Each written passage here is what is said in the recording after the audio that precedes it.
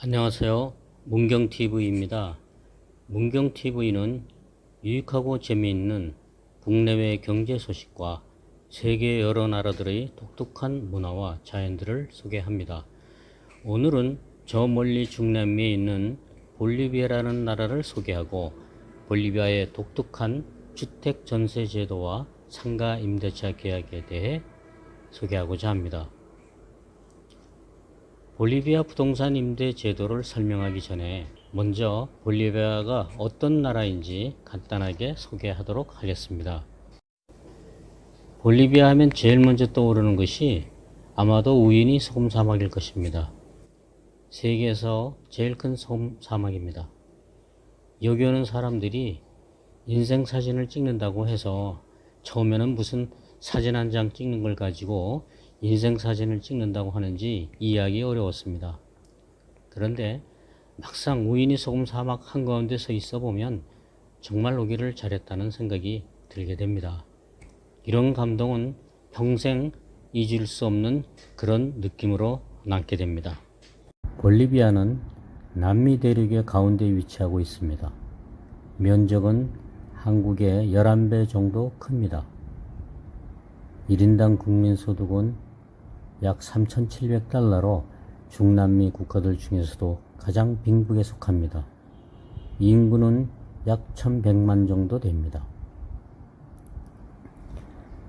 안테스 산맥이 볼리비아 한가운데를 지나가기 때문에 국토의 대부분이 고산지대입니다. 그리고 안테스 산맥의 오른쪽 밑으로는 아마존 밀림 지역이 있습니다. 안테스 산맥은 적도를 지나가지만 워낙 고지대다 보니까 날씨는 서늘하고 저녁에는 기온이 많이 내려가서 춥습니다.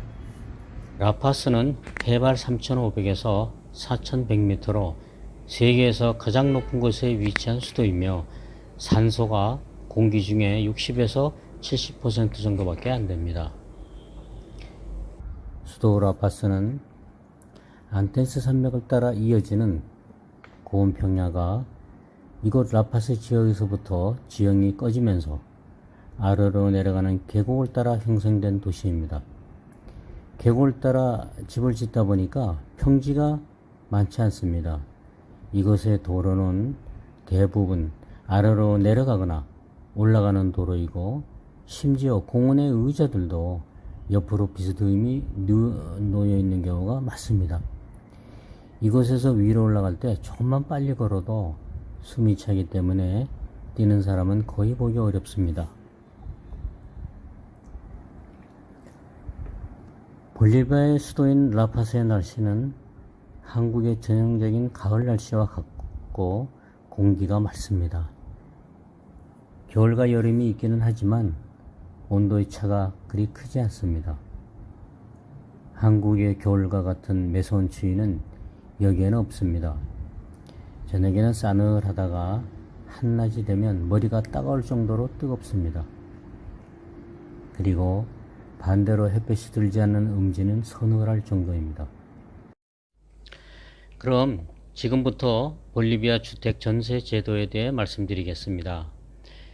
대부분의 사람들이 전세 제도는 한국에만 있는 것으로 알고 있을 것입니다. 그런데 지구 반대편에 볼리비아라는 나라에서 우리와 유사한 전세 제도가 있습니다. 볼리비아의 주택거래 방식은 렌타라고 하는 매매와 알킬레르라고 하는 월임대 조건 외에 안티크레티코라고 하는 전세 제도가 있습니다. 다음에 보이는 사진은 볼리비아 인터넷에 올라 있는 전세 광고 내용입니다. 도미토리오 또는 아비타시온이라는 단어는 방을 뜻합니다. 바녀는 화장실, 코시나는 주방, 솔레아도는 햇빛이 잘 드는 따뜻한 집이라는 뜻입니다.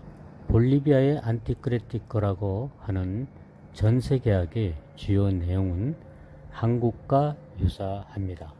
그러나 특이한 조항으로 계약 만기일에 집 주인이 돈을 돌려주지 못하면 소유권이 임차인에게 넘어가게 된다는 내용을 포함하는 경우가 많습니다. 또한 계약 기간은 보통 4년을 넘지 않으며 5년이 넘어가면 세입자를 마음대로 내보내지 못합니다. 전세 금액은 집 시세의 약 30에서 40% 정도에서 형성이 됩니다. 오늘은 볼리비아의 독특한 주택 전세 제도에 대해 말씀드렸습니다. 다음은 볼리비아의 가계임대차 계약에 대해 얘기해 보겠습니다. 볼리비아의 수도인 라파스는 가계 월세가 만만치 않습니다. 시내 중심가 가게들은 25평 기준으로 월세가 한국 돈으로 200에서 400만원 정도 됩니다. 물론 그 이상 되는 것도 많습니다. 대로변 중심가 뒤편의 골목으로 가면 월세가 좀 싸긴 하지만 그래도 많이 싸진 않습니다.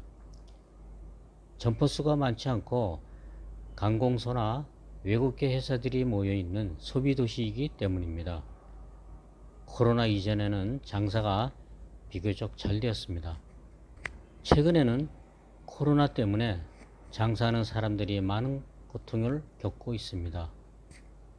코로나가 처음 발생했을 때 상인들이 장사를 못하게 되는 기간 동안 임대료를 내지 않아도 된다는 법령이 올라가기도 했죠.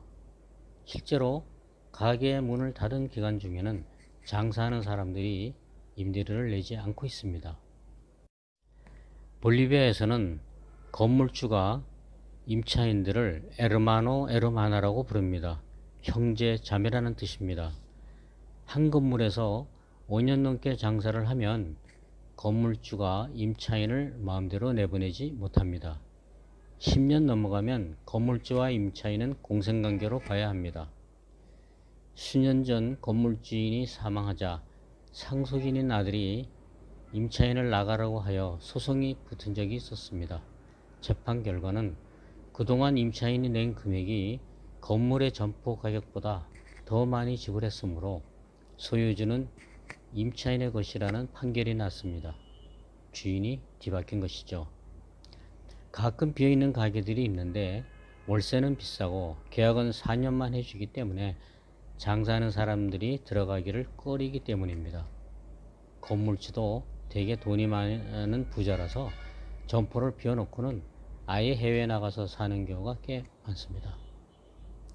한국에서는 조물주 위에 건물주가 있다는 우스갯소리가 있죠. 여기서도 물론 건물주가 갑의 입장이 있습니다. 하지만 대체적으로 세입자와 함께 공생한다는 생각을 갖고 있습니다. 안 그러면 상인들한테 돌 맞는 경우가 생깁니다. 법이 있는데 그럴 수 있냐고요? 법은 있죠. 그런데 가끔은 고위관리가 지방에서 돌팔매 맞는 경우도 많습니다. 차관이 돌에 맞아 죽은 경우도 있었습니다. 지방경찰도 손 못 댑니다. 풀어갑니다마는 3년 전 한국의 여성 관광객이 볼리비아 잉카 문명의 발상지라고 하는 티티카카 호수에 태양의 섬에서 살해된 적이 있었습니다. 잘못하면 묻혀질 뻔한 사건이었습니다. 다행히도 현지 대사관의 끈질긴 노력 끝에 용의자를 잡기는 했는데 마을 주민들의 비협조와 재판까지 지지부진한 상황입니다. 실정법이 있음에도 오랜 마을의 전통에 따른 간수법이 있고 때로는 마을에서 결정하는 규칙이 더 우선입니다. 도무지 이해가 안 되는 일들이 일어나기도 합니다. 국가도 그렇고 사람들의 성향도 대체적으로 사회주의적인 성향을 보이고 있습니다. 사람들은 성격이 낙천적이며 장사를 하는 사람들도 느긋하게 앉아서 손님을 기다립니다. 사람들은 친절하며 길을 물으면 거절하지 못하고 자세하게 설명까지 하면서 가르쳐줍니다. 그런데 대부분 틀립니다. 자기가 아는 대로 열심히 가르쳐 주는데 차라리 모른다 그러면 되는데 너무 친절해서 반대로 가르쳐 주는 경우도 많습니다. 그래서 모르는 길을 갈 때는 몇 번을 물어봐야 합니다. 한국 사람들이 물건값을 깎자고 해도 대부분 안 깎아줍니다. 어쩌다 잔돈이 없으면 안 판다고 합니다. 1년, 2년 돈을 모아서 매년 2월 말경에 열리는 오르로 축제에 참가하는 것이 꿈일 정도로 축제를 즐깁니다. 매년 2월 말이면 라파스에서 2시간 정도 떨어진 오르로라는 곳에서 축제가 열립니다. 남미의 3대 축제 중 하나라고 합니다. 이틀 동안 열리는 이 축제 기간 동안에는 그야말로 온 나라가 축제 분위기로 깃들게 됩니다. 한 달 전부터 전국에서 축제 준비로 분주합니다. 그리고 오로로 축제 후에는 각 지방에서 자체로 축제가 열립니다.